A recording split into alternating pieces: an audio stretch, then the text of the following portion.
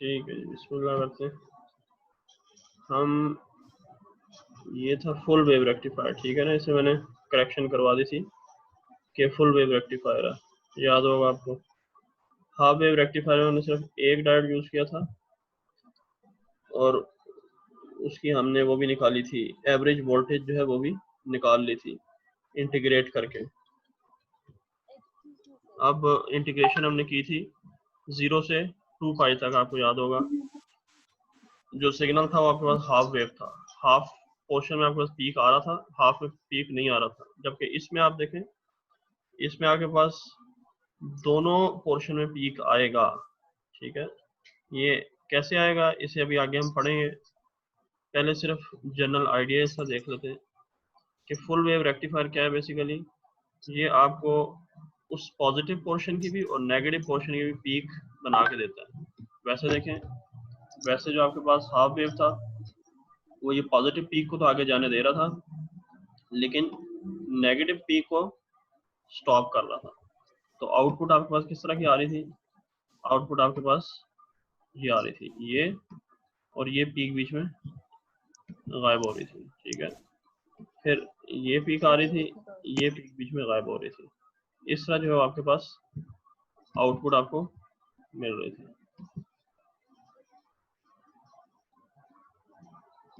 जबकि अब जो केस है, अब क्या है, अब आपके पास आउटपुट में ये पॉजिटिव पीक भी जो है वो आपको रेक्टिफाई मिल गई, ये जो नेगेटिव पोर्शन है पीक का, ये वाला, ये भी आपको आउटपुट में पॉजिटिव बन के मिलेगा, यानी नेगेटिव जो था वो भी पॉजिटिव बन के मिल जाएगा। पॉजिटिव भी पॉजिटिव साइड पे रहेगा और नेगेटिव भी पॉजिटिव साइड पे बन जाएगा। यानी ये वाला पोर्शन जहां आपको पीक नहीं मिल रही थी, फुल वेव के केस में इधर भी आपको पीक मिलेगी।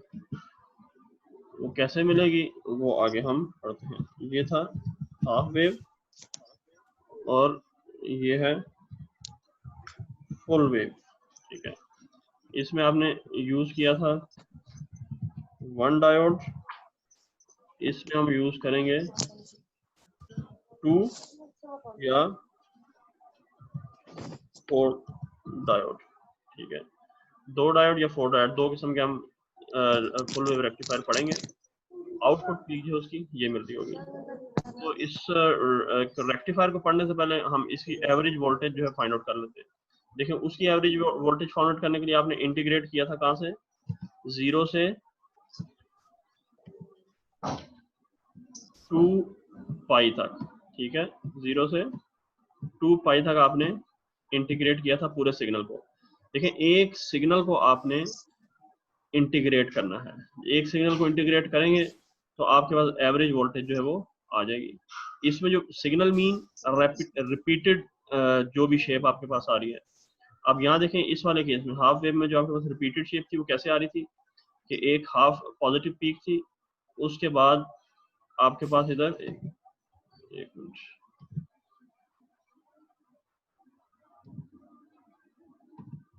ठीक है, पॉजिटिव पीक थी और हाफ पोर्शन में पीक जो है वो स्किप हो गई थी।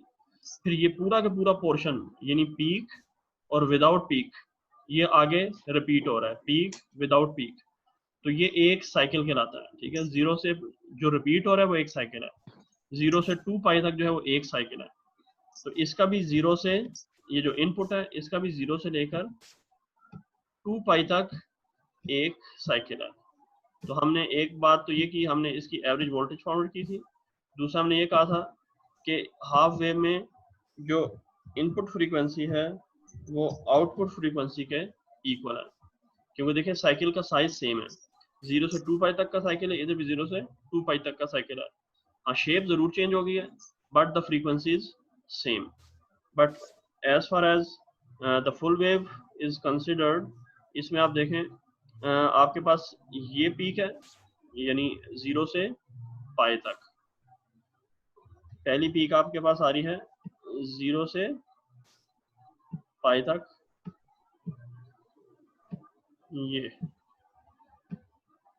इसमें भी ये आपके पास एक पीक आ रही थी 0 से पाई तक, लेकिन पाई से 2 पाई तक ये रिपीट नहीं हो रही थी, बल्कि क्या था, पाई से 2 पाई तक कुछ भी नहीं था। फिर 2 पाई से यहाँ तक 4 पाई तक ये आपके पास दोबारा रिपीट हो रही थी।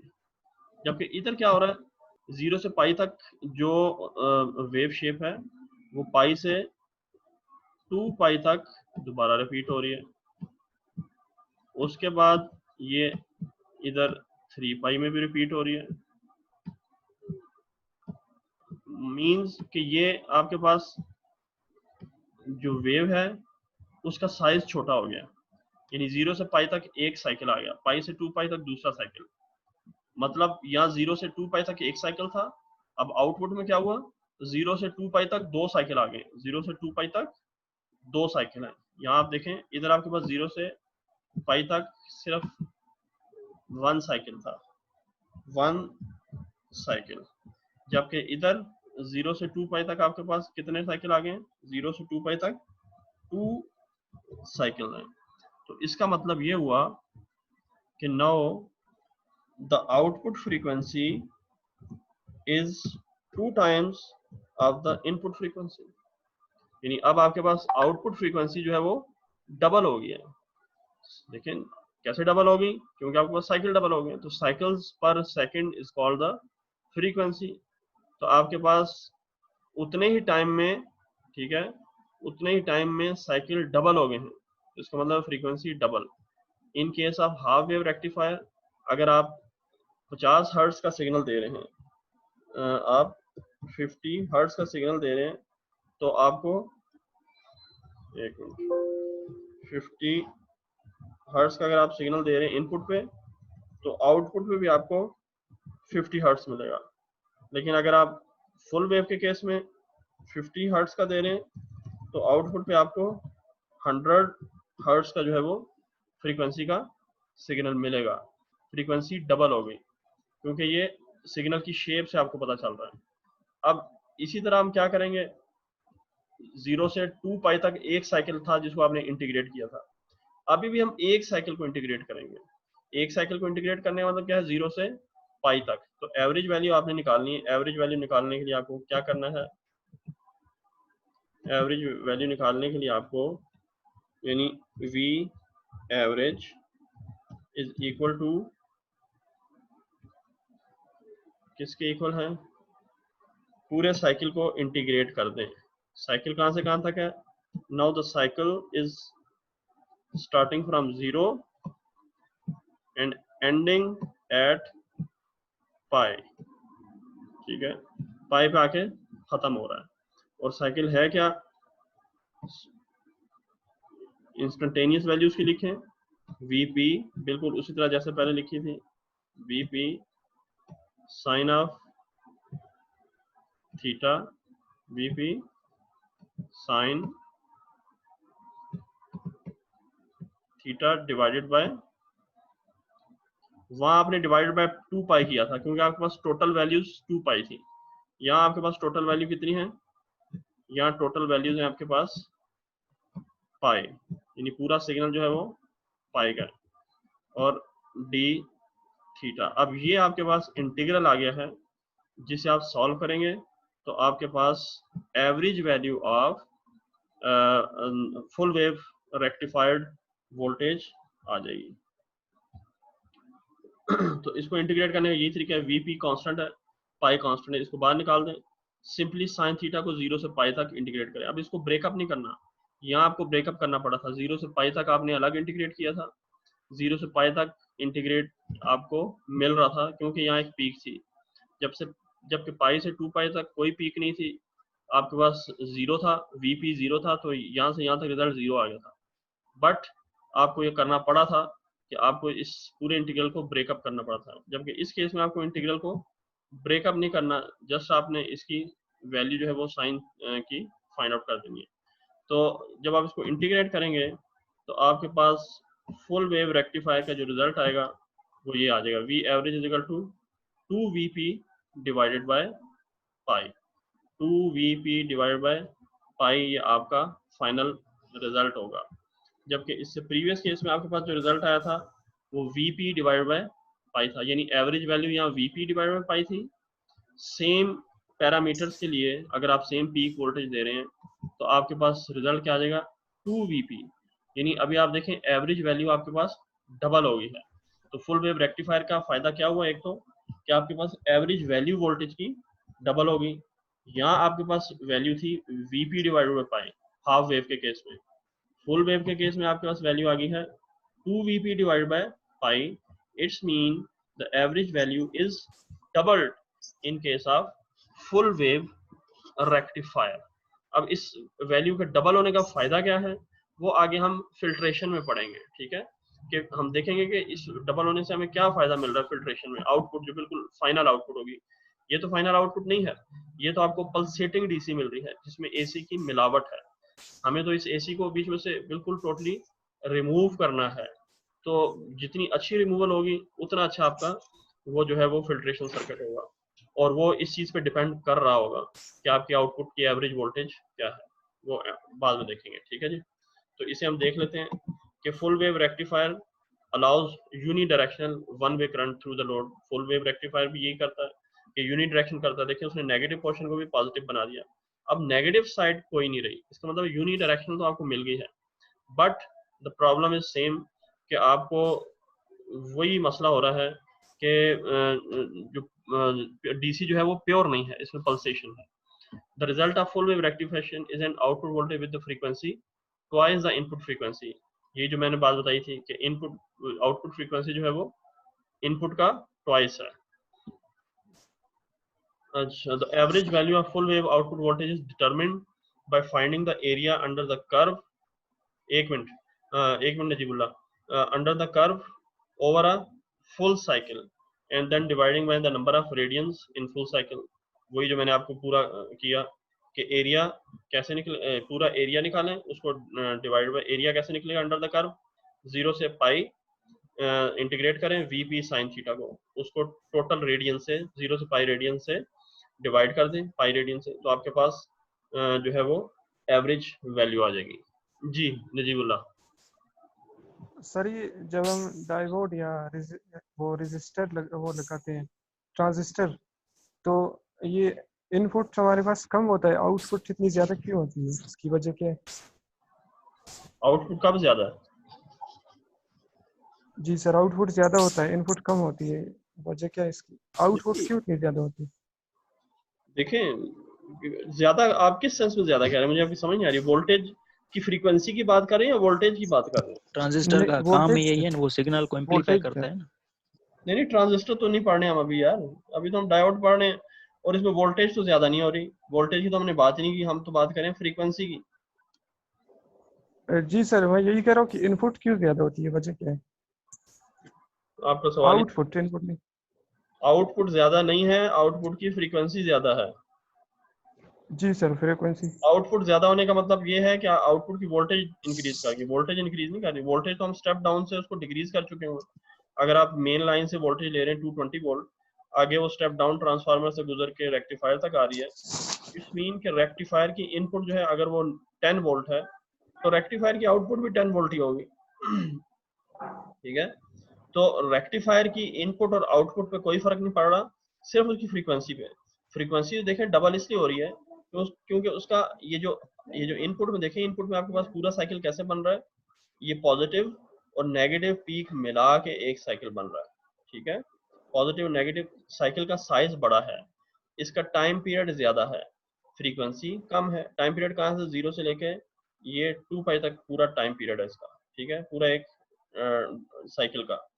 लेकिन जब आप इसको फुल वेव से निकालते हैं रेक्टिफायर से, आउटपुट जो मिलती है उसमें जो नेगेटिव पीक है ये भी रिवर्ट होके ऊपर आ जाती है, यानी नेगेटिव कन्वर्ट हो जाती है पॉजिटिव में। अब जब ये पॉजिटिव में कन्वर्ट हो गई तो आपको शेप से नजर आ रहा है कि क्या अब आपके पास उस हिस्से में जहाँ आपको एक सिग्नल मिल रहा था उस हिस्से में आपको 2 पॉजिटिव सिग्नल मिल रहे हैं। तो साइकिल की डेफिनेशन क्या है? Cycle mean repetition. तो अब आपके पास पॉजिटिव सिग्नल 0 से पाई तक है, फिर पाई से 2 पाई तक वही रेपिटेशन हो रही है, 2 पाई से 3 पाई तक वो रेपिटेशन हो रही है। तो उस सेंस में हम कह रहे हैं कि इसकी फ्रीक्वेंसी डबल हो गई। तो सारी बात है डबल तो हो गई, हमें नजर आ रहा है, क्योंकि उसका पॉजिटिव नेगेटिव में नेगेटिव उसका पॉजिटिव में कन्वर्ट हो गया। ठीक है, बाकी वोल्टेज में कोई फर्क नहीं पड़ेगा। क्यों का आपका जो क्वेश्चन है क्यों का तो आंसर यही है ना कि क्यों हो गया, क्योंकि उसने इस नेगेटिव को भी पॉजिटिव में कन्वर्ट कर दिया, तो साइकिल का साइज छोटा हो गया। साइकिल का साइज छोटा हो गया, मीन टाइम पीरियड कम हो गया, फ्रीक्वेंसी उसकी इंक्रीज कर गई। अब तो साइकिल देखें 0 से पाई तक चल रहा है, यहाँ 0 से 2 पाई तक चल रहा था। जी आगे चलें। जी थैंक यू सर। चलें जी, ये आपके पास पहला centre tap full wave rectifier आ गया। ये इसकी शेप है। Centre tap full wave rectifier में आपके पास देखें, फिगर पे देखें, एक इनपुट है, उसके बाद आपके पास एक ट्रांसफार्मर है। ये सिंपल ट्रांसफार्मर नहीं बल्कि सेंटर टेप्ड ट्रांसफार्मर है, ठीक है। और दो आपके पास डायोड है, D1 एंड D2, और RL के थ्रू जो है वो आप क्या कर रहे हैं, RL से आपको आउटपुट, RL पे आपको आउटपुट मिल रही है। तो अब जरा देखें ये किस तरह ये वर्क करता है। एक मिनट, तस्वीरें में आगे हाँ बनाई है। सबसे पहले सेंटर टेपिंग का आपको पता होना चाहिए कि सेंटर टेप ट्रांसफार्मर क्या होता है। सेंटर टेप ट्रांसफार्मर की जब भी बात हो तो सेंटर टेप का मतलब है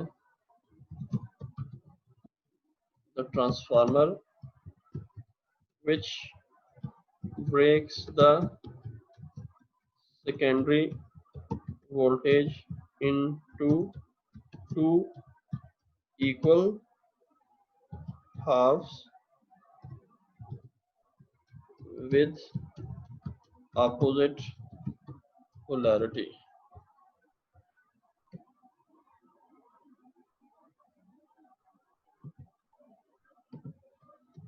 क्या कहलाता है, is called center taped transformer।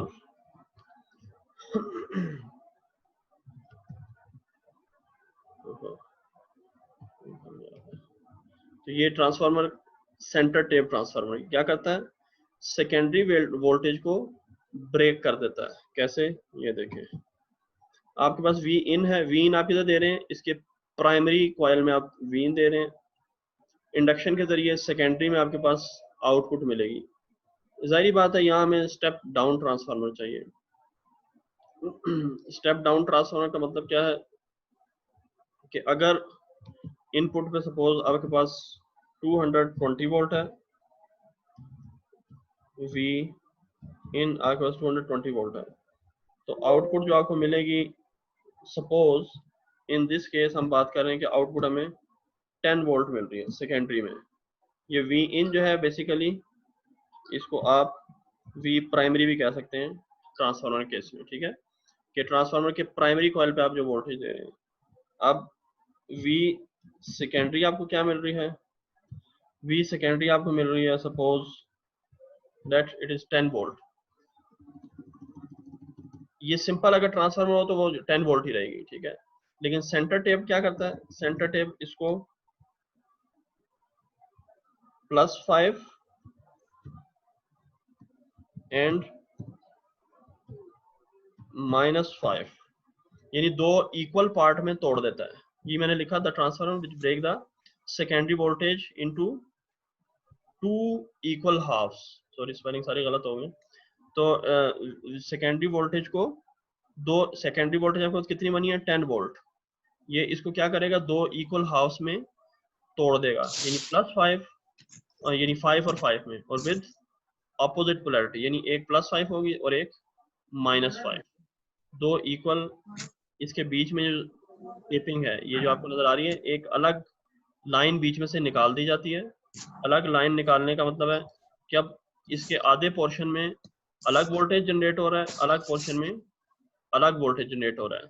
जब तक कि ये बीच में ये चीज नहीं थी, देखें प्राइमरी कॉइल है, ये प्राइमरी कॉइल था और ये आपके पास सेकेंडरी कॉइल था।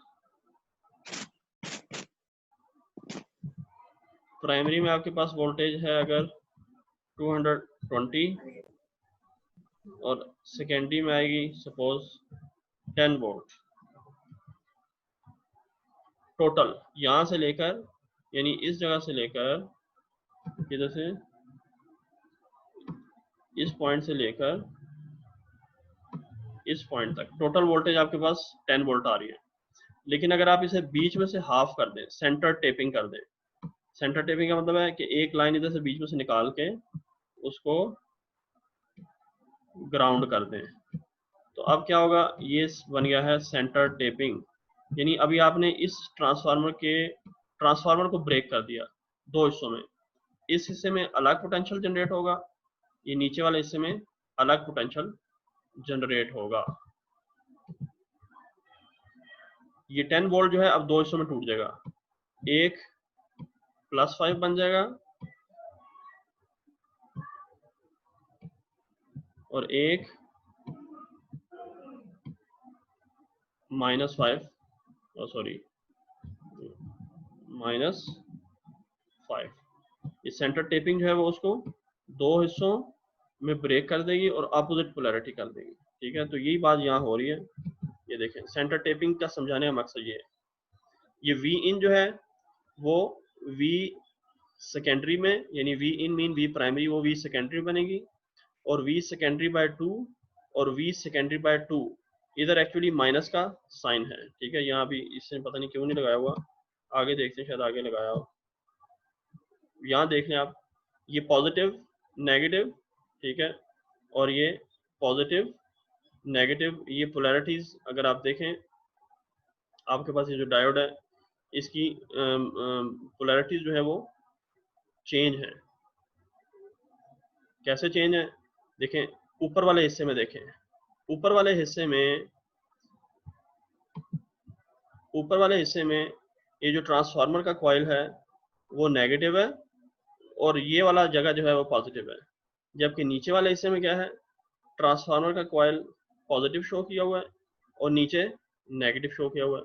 तो it's mean polarity is opposite, क्योंकि ये कॉइल वाली पोजीशन से आपको चीज़ क्लियर हो रही है कि यहाँ अगर नेगेटिव है तो इसके नीचे वाले हिस्से के लिए कॉइल जो है वो पॉजिटिव है। तो इट्स मीन कि अगर यहाँ वोल्टेज पॉजिटिव जनरेट हो रही है तो इधर नेगेटिव जनरेट हो रही होगी। तो यही बात है, इधर असल में नेगेटिव साइन लगना चाहिए, बहरहाल उसने शो नहीं किया हुआ, लेकिन अगर आप फिगर देखें, फिगर में शो किया हुआ, सॉरी ये फिगर नज़र आ रही है, फिगर में देखें ये पॉजिटिव पीक है वी सेकेंडरी बाय 2, ये नेगेटिव पीक है वी सेकेंडरी बाय 2। तो ये पॉजिटिव जनरेट हो रहा है, ये नेगेटिव, लेकिन हुआ क्या, दोनों हाफ हो गए। तो अब सिर्फ हमने सेंटर टेप ट्रांसफार्मर को अभी स्टडी किया है, अभी तक हम इसकी रेक्टिफिकेशन नहीं पढ़ रहे, रेक्टिफिकेशन आगे पढ़ते हैं।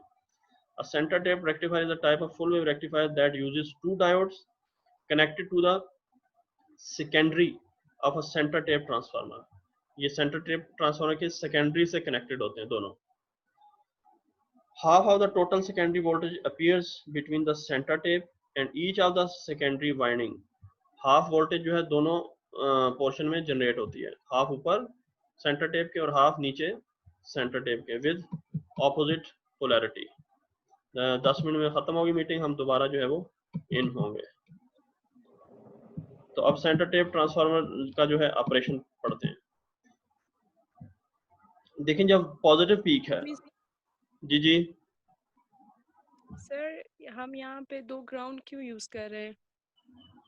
जी, डायग्राम में हम 2 ग्राउंड यूज कर रहे हैं सर, इसकी वजह? देखें एक ग्राउंड ये वाला ना, ये वाला ग्राउंड जो है ये तो इस आउटपुट का है रजिस्टर का, ये ग्राउंड जो है वो ट्रांसफार्मर का है, ताकि ट्रांसफार्मर की सेंटर टेपिंग बने और वो ट्रांसफार्मर को दो हिस्सों में डिवाइड कर दें। ठीक है, अगर आप इसको ग्राउंड नहीं करेंगे तो उसकी कोई हैसियत ही नहीं रहेगी। ठीक है, आप ग्राउंड करेंगे, अगर आप बीच में खाली एक तार निकाल रहे हैं, ठीक, आप खाली एक तार निकाल दें, उसे ग्राउंड ना करें तो वो तो तार ही होगी खाली। जब आप उसको ग्राउंड करेंगे तब ऊपर वाले और नीचे वाले पोर्शन की वोल्टेजेस डिवाइड होके डिफरेंट पोलैरिटी में कन्वर्ट होंगी, क्योंकि ये ग्राउंड जो है वो इसको इस तरह बना रहा है कि ये जगह नेगेटिव कर रहा है और ये जगह पॉजिटिव कर रहा है विद रिस्पेक्ट टू दिस। देखिए ग्राउंड का मतलब क्या है, ग्राउंड का मतलब है कि आपने उसको जीरो वोल्टेज के साथ कनेक्ट कर दिया। किसके साथ कनेक्ट कर दिया? जीरो वोल्टेज, जीरो वोल्ट के साथ। अब जीरो वोल्ट से कनेक्ट करने का मतलब ये है कि अगर आप पॉजिटिव पीक पास कर रही हैं, ठीक है, पॉजिटिव पीक पास कर रही हैं, दिस साइड यानी ये जो डायोड 1 है उसका पी टाइप पॉजिटिव होगा और डायोड का इस डायोड 2 का पी साइड नेगेटिव होगा, ठीक है। तो this negative is smaller than 0 and this positive is greater than 0। इसका मतलब है जी yes, ऊपर वाले पोर्शन में ये जगह जो है वो क्या होगी, हायर पोटेंशियल पे होगी, और नीचे वाले पोर्शन में ये 0 will be low higher than this negative. तो अगर आप इसको 0 पे अटैच ना करें तो वो पोलैरिटी अपोजिट होने का कंसेप्ट ही नहीं बनता ना, ठीक है। इसलिए इसको 0 पे अटैच किया ताकि ये और ये अपोजिट पोलैरिटी में कन्वर्ट हो जाए। क्लियर है? ओके सर, ठीक है, यस सर, थैंक यू। चलें आगे चलते हैं जी। For a positive half cycle of the input voltage, ठीक है। तो यहाँ से आप पॉजिटिव वोल्टेज अगर दे रहे हैं, ठीक, पॉजिटिव वोल्टेज जब आप देखें साइकिल में एक पॉजिटिव पीक है एक नेगेटिव पीक, तो इस फिगर ए में हम सिर्फ पॉजिटिव पीक की बात कर रहे हैं। When the positive peak is, जी समझ पूछ लें क्वेश्चन जल्दी से क्योंकि मीटिंग खत्म हो रही है, हम दोबारा आएंगे जी। सर मेरा क्वेश्चन ये पोलैरिटी की जो साइंस है किस तरीके से चेंज होते हैं उसको थोड़ा डिस्क्राइब करें। या वो अभी तफसील गुजरती है, ठीक है।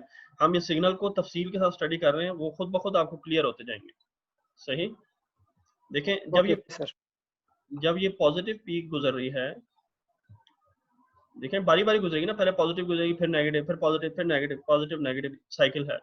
तो जब ये जिस टाइम ये जी पॉजिटिव सर। गुजर रहा है प्राइमरी से सेकेंडरी में जाएगा, ठीक है। सेकेंडरी में सेंटर टेपिंग का फंक्शन जो है वो परफॉर्म होगा। सेकेंडरी टेपिंग का फंक्शन आपको पता चल चुका है वो क्या हो रहा है, ठीक है, कि वो दो हिस्सों में सेकेंडरी को डिवाइड कर रहा है, यानी वी प्राइमरी वी सेकेंडरी में, और फिर वी सेकेंडरी जो है V secondary by 2 V secondary by 2 में चेंज हो जाएगी विद अपोजिट पोलैरिटी। अभी अगर पॉजिटिव पीक पास कर रहे हैं तो इस पूरे ट्रांसफार्मर का ऊपर वाला जो टर्मिनल है वो पॉजिटिव हो जाएगा और इस पूरे ट्रांसफार्मर का नीचे वाला टर्मिनल जाहिर बात है वो नेगेटिव पे होगा। अगर आप सपोज कर रहे हैं ऊपर वाला पॉजिटिव है, ठीक है, तो आपको सपोज करना पड़ेगा कि नीचे वाला नेगेटिव ही है क्योंकि वो उससे लोअर पे होगा। अगर एक साइड पॉजिटिव दे रहे हैं तो दूसरा लोअर ही होगा एज कंपेयर टू दिस, उसे हम कह रहे हैं कि वो नेगेटिव है, ठीक है। तो हम सपोज कर रहे हैं कि पॉजिटिव पीक जब पास करिए ये साइड पॉजिटिव हो गई तो ये साइड नेगेटिव होगी, और इस सेंटर टेपिंग की वजह से ये पोलैरिटीज बन जाएंगी। ये पॉजिटिव है तो 0, इस ग्राउंड का मतलब है 0 वोल्ट, ग्राउंड मीन 0 वोल्ट, तो 0 will act as a negative for upper portion and this 0 will act as positive for the lower portion. याद रखें कि नेगेटिव, ये चलो मैं इधर आपको ये चीज समझा देता हूँ। पोटेंशियल अगर आपके पास देखें, एक टर्मिनल का पोटेंशियल आपके पास पॉजिटिव है और दूसरे का नेगेटिव है, ये चीज आपको क्लियर होती है कि वो एक पॉजिटिव है एक नेगेटिव है। अगर एक साइड का 0 है एक साइड का नेगेटिव है तो फिर क्या करेंगे, this 0 will be taken as positive and this negative taken as negative. अगर एक साइड का आपके पास प्लस है और एक साइड का 0 है तो this plus will taken as positive and this 0 will be taken as negative. यानी जो लोअर है उसको आप हमेशा नेगेटिव लेंगे। पहले केस में पॉजिटिव जो है वो पॉजिटिव है, दूसरे केस में 0 नेगेटिव से बड़ा होता है इसलिए उसको पॉजिटिव लेंगे, तीसरे केस में पॉजिटिव जो है वो 0 से बड़ा होता है तो इसलिए हम 0 को नेगेटिव लेंगे। तो यही कंसेप्ट इधर अप्लाई हो रहा है। यहाँ जो 0 है वो नेगेटिव से बड़ा है इसलिए इसको पॉजिटिव ले लिया, और इस ऊपर वाले केस में 0 पॉजिटिव से छोटा है इसलिए इसको नेगेटिव ले लिया। तो ये मतलब हुआ कि ऊपर वाले पोर्शन में आपके पास पॉजिटिव जनरेट हो रही है, नीचे वाले में नेगेटिव। अब करंट की फ्लो का जो डायरेक्शन है वो क्या होगा, जब पॉजिटिव पीक पास कर रही है तो डायोड 1 जो है वो कंडक्ट करेगा, डायोड 1 कंडक्ट करेगा, डायोड 2 कंडक्ट नहीं करेगा। क्यों? क्योंकि डायोड 1 का पी टाइप नेगेटिव से और डायोड 2 का पी टाइप नेगेटिव से और डायोड 1 का पी टाइप पॉजिटिव से जुड़ा हुआ है। तो D1 is forward and D2 is reverse biased, ठीक है। तो रिवर्स बायसिंग होने की वजह से ये कंडक्ट नहीं करेगा। मैं इस फिगर को थोड़ा सा रीड्रॉ करके आपको जरा शो कर रहा हूँ, एक चीज थोड़ी सी आपको क्लियर हो जाए। कि ये फिगर असल में कैसी है। आपके पास या एक मिनट ठहरें,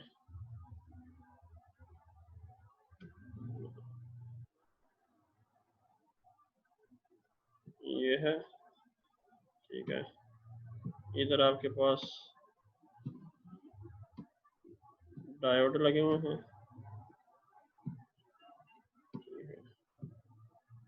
और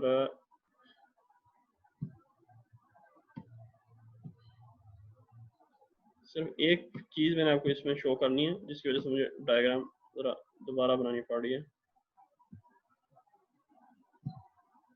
देखें, ये जो आउटपुट वोल्टेज है, सॉरी आउटपुट रेजिस्टेंस जो है, ये किससे कनेक्ट है?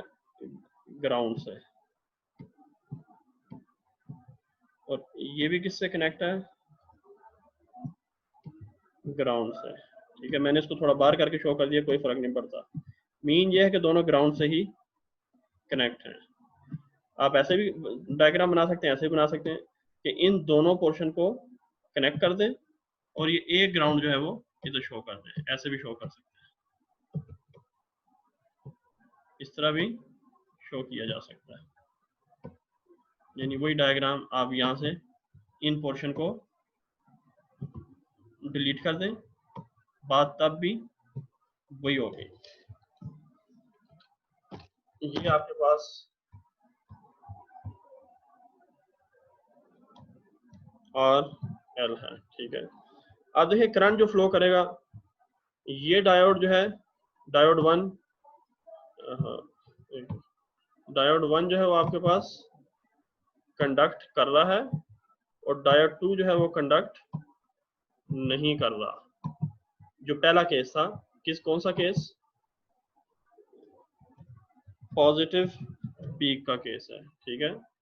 पॉजिटिव पीक के केस में डायोड 1 कंडक्ट कर रहा है, डायोड 2 जो है वो कंडक्ट नहीं कर रहा। कंडक्ट करने का मतलब ये है कि अब आपके पास करंट किस तरह फ्लो करेगा, करंट का डायरेक्शन क्या है? करंट जाहिर बात है इस डायोड में से गुजरता हुआ जाएगा, इस डायोड में से गुजरेगा, फिर इधर आएगा। अब इस जगह पे पहुंच के इसके पास दो रास्ते हैं, या तो वो नीचे आए या वो आरएल की तरफ जाए।